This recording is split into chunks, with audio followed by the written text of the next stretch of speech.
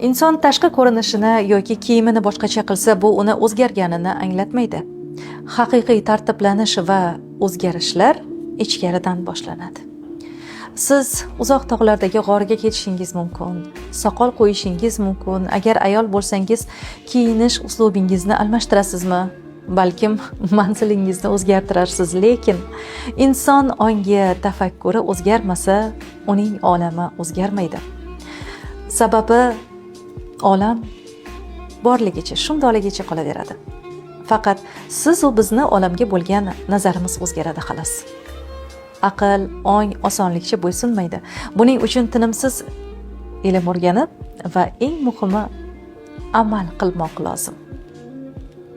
Lekin bilingki, agar dunyoga sizni nazaringiz o'zgarsa, demak siz kuchliksiz. Chunki o'zini yenggan inson g'olibdir.